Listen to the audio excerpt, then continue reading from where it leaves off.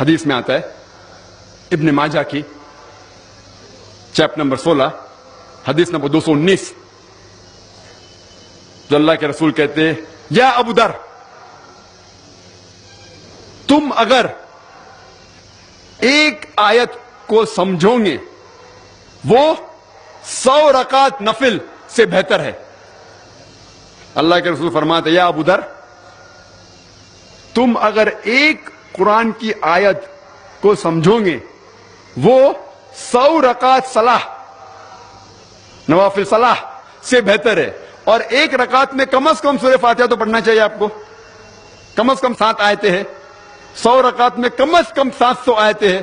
تو اللہ کے رسول فرماتے ایک آیت کو سمجھ کے پڑھنا، سمجھنا 700 آیت کی تلاوت کرنے سے بہتر ہے، یعنی سمجھنا 700 گنا صرف تلاوت سے بہتر ہے، اللہ کے رسول فرماتے ابن ماجہ میں، اور یہ صحیح حدیث ہے۔ ہم لوگ سے پوچھتے ہیں قرآن شریف کیوں نازل کیا گیا، تو لوگ کہتے جب اوپننگ سرمنی ہوتی نا، اوپننگ سرمنی آفس کی، تو قرآن شریف پڑھنے کا، جب گھر کا افتتاح ہوتے تو قرآن شریف پڑھنے کا، جب کوئی مر گیا تو قرآن خوانی کرتے، تو قرآن شریف نازل کیا گیا تھا قرآن خوانی کے لیے۔ اور لوگ کرتے ختم قرآن، ختم قرآن 1 2 3 ختم قرآن کے رمضان میں 3 بار 4 بار 10 بار، الحمدللہ آپ کو ثواب ملے گا، انشاءاللہ ملے گا۔ لیکن اگر آپ رمضان میں 2 بار ختم قرآن کرتے ہیں، میری یہ رائے رہے گی کہ ایک بار عربی میں پڑھو اور ایک بار ترجمہ پڑھو، وہ بہتر ہے، کم از کم سمجھ میں تو آئیں گا آپ کو۔ اور اگر آپ چاہتے کہ اوپننگ سرمنی میں قرآن خوانی ہو یا افتتاح ہو گھر کا تو قرآن خوانی ہو، کوئی مر جاتا قرآن خوانی، میں کوئی قرآن کی آیت میں صحیح حدیث میں نہیں جانتا ہوں کہ محمد صلی اللہ علیہ وسلم یا صحابہ کوئی مر جاتا تو قرآن پڑھتے تھے یا کوئی افتتاح کے لیے قرآن پڑھتے تھے۔ اگر آپ کو قرآن پڑھنے کا ہی ہے تو میں یہ کہتا ہوں کہ آپ قرآن اگر پڑھتے ہیں 100 مائل کی سپیڈ کے اوپر، 30 لوگ کو بلاتے اور 1 گھنٹے میں ختم کرتے، تو میں کہتا ہوں کہ 2 گھنٹے کے لیے بلاؤ،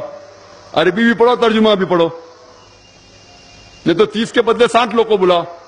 ایک آدمی اگر 1 پارہ پڑھتا ہے تو ایک آدمی کو بولا آدھا پارہ پڑھو عربی میں اور آدھا پارہ ترجمہ پڑھو، کم از کم وہ قرآن تو پڑھنا کا حدیث میں لکھا نہیں، لیکن کم از کم اگر آپ ترجمہ پڑھیں گے تو آپ کو علم تو حاصل ہوگا اور انشاءاللہ کچھ چیز کے اوپر عمل تو کریں گے۔ تو قرآن کو سمجھ کے پڑھنا بہت ضروری ہے، بہت ضروری ہے۔ اور ایک مثال میں پیش کرتا ہوں کہ اگر آپ فرانس جاتے ہیں ایک ڈگری حاصل کرنے کے لیے، BSc کی ڈگری، آپ فرینچ نہیں جانتے، آپ کلاس اٹینڈ کرتے ہیں، کلاس اٹینڈ کرتے ٹیچر استاد آپ کو پی دیتا ہے، پریزنٹ، بولتے ہیں حاضر ہے، حاضر ہے تو پی لکھتا ہے، present, P four present, English میں پریزنٹ۔ آپ پورا سال پریزنٹ رہتے، پی ملتا ہے آپ کو، آپ خوش ہے۔ جب ایگزامینیشن آتا ہے تو کوشچن پیپر، سوال کا جو پیپر ہوتا ہے وہ آپ کو فرینچ میں ملتا ہے، آپ کو فرینچ نہیں آتی، آپ کچھ سمجھ نہیں سکتے، لیکن ایگزامینیشن میں بھی آپ کو پریزنٹ ملتا ہے، پی۔ کیا آپ جواب دے سکیں گے پیپر کا؟